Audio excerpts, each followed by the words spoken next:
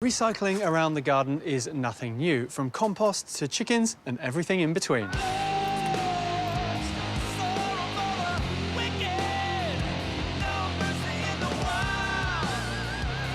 But the beauty about using recycled products is they've got a story, and that will make your garden instantly feel more established.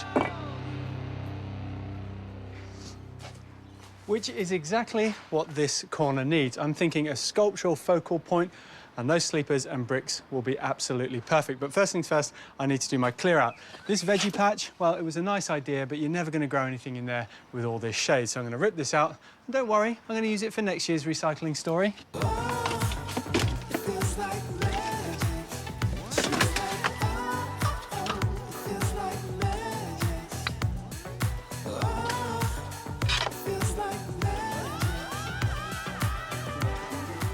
My idea for using the sleepers is to put them on a vertical plane. That way they'll have that real sculptural element. I'm then going to use the bricks around the base to add an artistic touch, but whilst I'm working with them, I'm going to put a line down here to work as a brick edge to stop the grass growing into the garden bed. First things first, though, I need to dig some pretty big holes because those sleepers weigh a ton.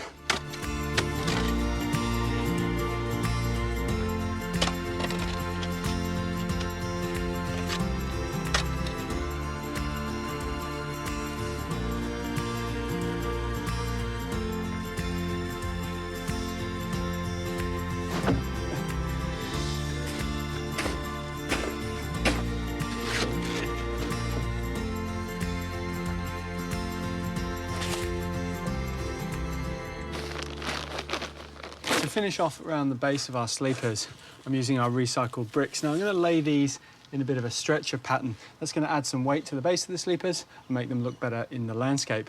I'm just doing it roughly on sand so I can take some out and use some planting pockets to soften the whole thing.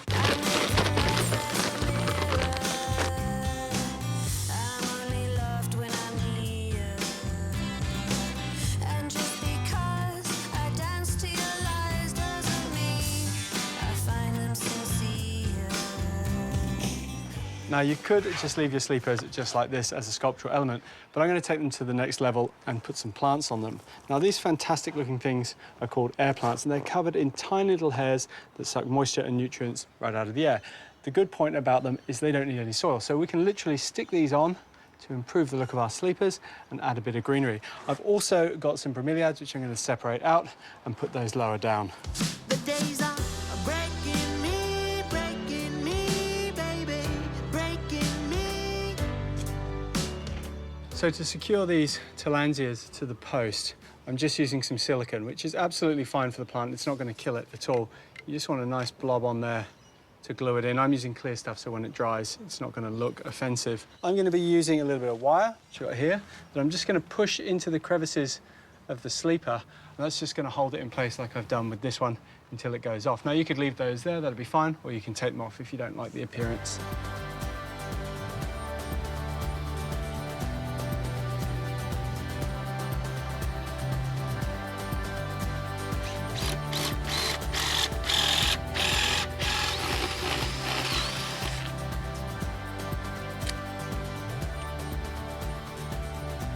For the bromeliads, I've actually drilled a hole with a spade bit into the sleeper, and I've done it on a bit of an angle so we can really anchor these in.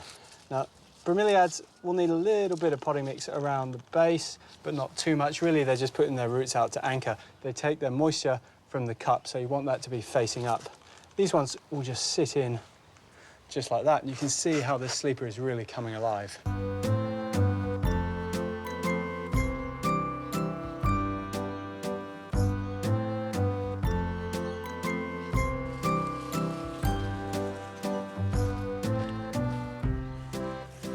To fill out the rest of our garden bed, I'm going for a tropical theme, and that's because it suits the fact we're in deep shade here. And around our little pavers, I'm using this great ground cover called Baby's Tears. It does have a botanic name, but it's almost impossible to pronounce. Let's have a go. Solarisolia solarilorii. I think I like about this is it's going to creep all around the bricks, in between all the gaps, and really soften the whole thing.